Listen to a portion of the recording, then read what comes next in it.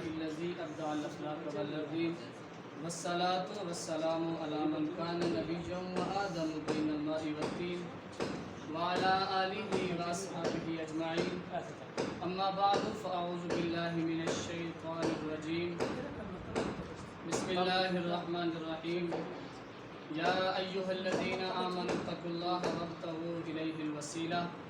صدق الله العظيم وصدق رسوله النبي الكريم الأمين. إن الله وملائكته يصلون على النبي يا أيها الذين آمنوا صلوا عليه وسلموا تسليما.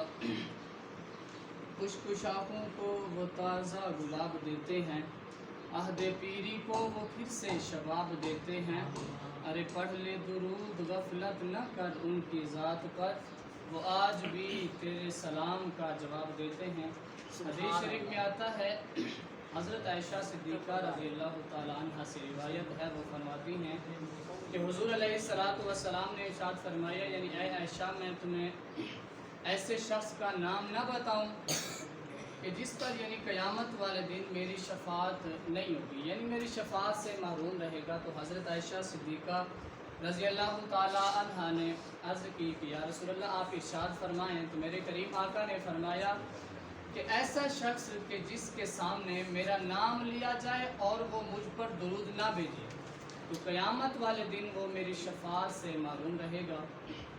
اور سب ایک ساتھ ہی مل کر حضور علیہ السلام کی بارگاہ میں ہدیتاً تحفتاً نذرانتاً درود شریف پڑھنے کا شرف حاصل کریں.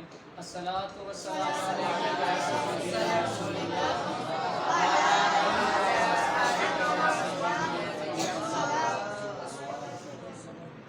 اللہ تبارک و تعالیٰ کی حمد و ثنا کے بعد حضور صلی اللہ تعالیٰ علیہ وآلہ وسلم کی بارگاہ میں ہدیہ درود شریف کا نذرانہ پیش کرنے کے بعد میرے نہایت ہی واجب القدر میرے اساتذہ کرام اور میرے ہم مکتب ہم مشن ساتھیوں، السلام علیکم ورحمۃ اللہ وبرکاتہ. آج مجھے جس موضوع پر لفظ کشی کرنے کا موقع ملا اس کا عنوان ہے وسیلہ، یعنی اہل سنت کا عقیدہ کیا ہے اور ان کے بارے میں وسیلہ پیش کرنا کیسا ہے.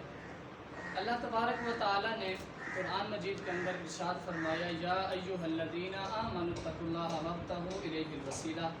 اے ایمان والو تم اللہ تعالیٰ سے ڈرو اور اسی کی طرف وسیلہ ڈھونڈو، یعنی وسیلہ تلاش کرو. اور یہ ہمارا عقیدہ ہے کہ سید الانبیاء صلی اللہ تعالیٰ علیہ وآلہ وسلم بزرگان دین ان کا وسیلہ پیش کرنا جائز اور مستحسن ہے. اب چونکہ یہ جو وسیلہ ہے یہ توسل سے نکلا ہے، اب توسل کا معنی چاہے انبیاء کرام علیہم الرضوان یا بزرگان دین کی ظاہری حیات کے ساتھ ہو یا ان کی وفات کے بعد، دونوں صورتوں میں وسیلہ پیش کرنا جائز ہے. اور اس کے بارے میں قرآن مجید سے بہت ساری دلیلیں اور حدیث سے بھی. پہلی دلیل یہ ہے کہ رب تعالیٰ نے ارشاد فرمایا، یا ایھا الذین آمنوا اتقوا اللہ وابتغوا الیہ الوسیلہ. یہ پہلی دلیل ہے. اور جب کوئی دلیل پیش کی جائے تو وہ ایسی دلیل دعوے کے ساتھ ہی تو ہوتی ہے، کیونکہ اگر ہم نہ کوئی چیز خریدنے جاتے ہیں تو بازار میں اس کی پہلے قیمت پوچھتے ہیں، پہلے اس کی قدر و قیمت کا پتہ ہوتا ہے. تو اگر ہمیں نیکی فری میں بھی ملتی ہو تو وہ ہم لیتے نہیں ہیں. اگر گناہ ہم لینے بھی پڑ جائے تو وہ ہم خرید کر لیتے ہیں. کیوں؟ اس کی وجہ کیا ہے؟ ہم توجہ نہیں دیتے. اور نیکی مفت میں ملتی ہے. اور ہم ہیں جو ہمیں وضو کے فرضوں کا نہیں پتہ ہوتا، اور باقی بھی ایسی چیزیں ہیں ہمیں نہیں پتہ. نہ استادوں کی قدر معلوم ہے، نہ ان کے سامنے اٹھنا بیٹھنا قدر کیا ہے، نہ بزم سعید میں بیٹھنے کا انداز ہے.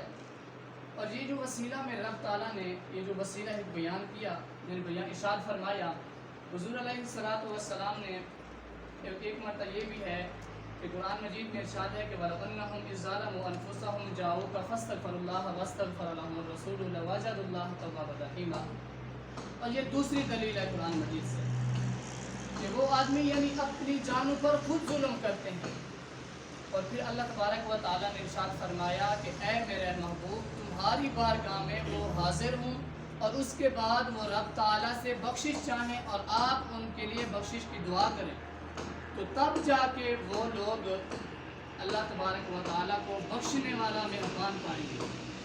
اور اس کی آیت کی تشریح کرتے ہوئے مولانا نعیم الدین مراد آبادی فرماتے ہیں کہ ایک اعرابی جو رسول اللہ صلی اللہ تعالیٰ علیہ وآلہ وسلم کی وفات کے بعد مزار اقدس پر حاضر ہوا اور آ کر وہاں پر جو مٹی تھی اس کو اٹھا کر اپنے اوپر ڈالنے لگا، تو وہ عرض یہ کرنے لگا کہ یا رسول اللہ آپ پر جو نازل ہوا اور اس کے علاوہ جو آپ نے ہمیں ارشاد فرمایا ہو تو ہمیں معلوم ہے، اور جو آپ پر نازل ہوا اور یہ آیت بھی نازل ہوئی کہ وَلَوْ أَنَّهُمْ إِذْ ظَلَمُوا أَنفُسَهُمْ، تو پھر وہ عرض کرنے لگا کہ یا رسول اللہ اب میں آپ کی بارگاہ میں آیا ہوں، کس لیے آیا ہوں؟ تاکہ میں اپنی بخشش کروا سکوں اور آپ میرے لیے رب تعالیٰ سے دعا کریں تاکہ میری بخشش ہو جائے۔ تو قبر شریف سے آواز آئی کہ تمہاری بخشش کر دی گئی ہے۔ یہ وسیلہ پیش کرنا یہ ایک مزار شریف سے یعنی حضور صلی اللہ تعالیٰ علیہ وآلہ وسلم کی زہری حیات کے پردہ فرمانے کے بعد یہ جو وسیلہ پیش کرنا یہ جائز ہے۔ اور دوسری دلیل یہ بھی ہے کہ یہودی عیسائی یہ بھی تھے نا، وہ بھی فتح طلب کرنے کے لیے، فتح حاصل کرنے کے لیے بھی حضور صلی اللہ تعالیٰ علیہ وآلہ وسلم کے نام پاک کے وسیلے سے دعا کرتے ہیں، اور اس طرح کہتے، اور قرآن مجید میں بھی ہے کہ وَكَانُوا مِن قَبْلُ يَسْتَفْتِحُونَ عَلَى الَّذِينَ كَفَرُوا، کہ اس سے پہلے وہ اسی نبی یعنی حضور صلی اللہ تعالیٰ علیہ وآلہ وسلم کے نام پاک کے وسیلے سے دعا کرتے ہیں۔ اور اس کی بھی تشریح مولانا نعیم الدین مراد آبادی فرماتے ہیں کہ حضور صلی اللہ تعالیٰ علیہ وآلہ وسلم، اور اس کے علاوہ جب قرآن مجید نازل ہونے سے پہلے یہ بات ہے کہ یہودی جو تھے وہ اپنی حاجات کو پورا کرنے کے لیے حضور صلی اللہ تعالیٰ علیہ وآلہ وسلم کے نام پاک کے وسیلے سے دعا کرتے، اور دعا یہ کرتے کہ اللہم افتح علینا وانصرنا بالنبی الامی، جی کہ اے اللہ تو اپنے نبی یعنی امی حضور صلی اللہ تعالیٰ علیہ وآلہ وسلم کے وسیلے سے ہم کو نصرت اور مدد اور فتح نصیب فرما، یہ حضور صلی اللہ تعالیٰ علیہ وآلہ وسلم کے نام پاک کے وسیلے سے۔ اور ایک یہودی ہو کر وہ بھی یہ کہے کہ حضور صلی اللہ تعالیٰ علیہ وآلہ وسلم کے وسیلے سے اگر وہ دعا کر سکتے ہیں تو ہم مسلمان کو ہیں، یعنی مسلمان ہیں، کلمہ پڑھنے والے ہیں، تو ہم کیسے انکار کر سکتے ہیں؟ بلکہ ہم تو پھر یہودیوں سے بھی بدتر ہوئے، جو یہودی ہو کر بھی وہ حضور صلی اللہ تعالیٰ علیہ وآلہ وسلم کا وسیلہ پیش کرتا ہے اور اس کے بعد وہ مدد بھی مانگتا ہے، فتح حاصل کرتا ہے حضور صلی اللہ تعالیٰ علیہ وآلہ وسلم کے وسیلے سے۔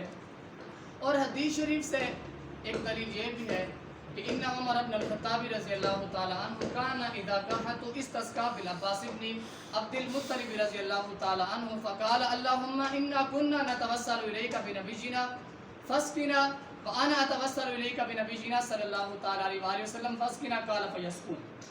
ایک مرتبہ حضرت عمر بن خطاب رضی اللہ تعالیٰ عنہ قحط کے زمانے میں حضرت عباس رضی اللہ تعالیٰ عنہ کے وسیلے سے، یعنی وہ اس طرح بیان کرتے ہیں کہ ہم حضرت عباس رضی اللہ تعالیٰ عنہ کو ساتھ لے کر جاتے اور ہم رب تعالیٰ سے یوں دعا کرتے کہ ہم حضور صلی اللہ تعالیٰ علیہ وآلہ وسلم کے وسیلے سے دعا مانگتے ہیں تو ہمیں سیراب فرما، رب تعالیٰ سے یہ دعا فرماتے ہیں۔ اور اس کے بعد حضرت عمر بن خطاب رضی اللہ تعالیٰ عنہ پھر یہ کرتے ہیں، یعنی یہ حدیث پاک ہے، اور اس طرح بیان کرتے ہیں کہ ہم اب حضرت عباس کے وسیلے سے تجھ سے دعا طلب کرتے ہیں ان سیراب ہونے کی۔ تو راوی لکھتے ہیں کہ جب ہم نے یہ دعا کی، دعا کرنے کے بعد رب تعالیٰ نے ہمیں سیراب فرمائی یعنی بارش نزول فرمائی، اور یہ بھی حضور صلی اللہ تعالیٰ علیہ وآلہ وسلم کے وسیلے سے تھا۔ اور دوسری دلیل یہ بھی ہے حدیث مبارکہ سے کہ حضرت آدم علیہ نبی جینا علیہ السلام کی توبہ بھی حضور صلی اللہ تعالیٰ علیہ وآلہ وسلم کے وسیلے سے قبول ہوئی۔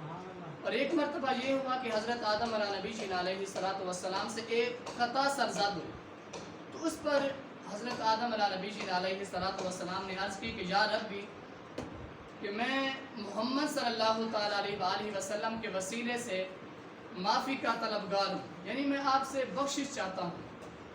تو رب تعالیٰ نے فرمایا کہ اے آدم تو محمد کو کیسے جانتا ہے کہ یہ کون ہے، حالانکہ میں نے تو اسے پیدا بھی نہیں کیا تھا۔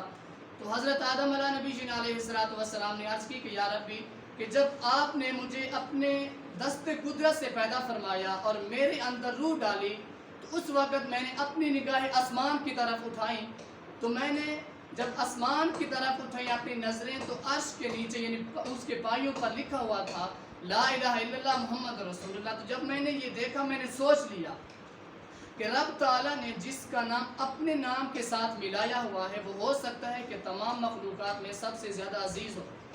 تو رب تعالیٰ نے فرمایا کہ اے آدم تو نے سچ کہا ہے کہ مجھے یعنی تمام امت میں جو سب سے زیادہ عزیز ہے وہ حضور صلی اللہ تعالیٰ علیہ وآلہ وسلم ہے۔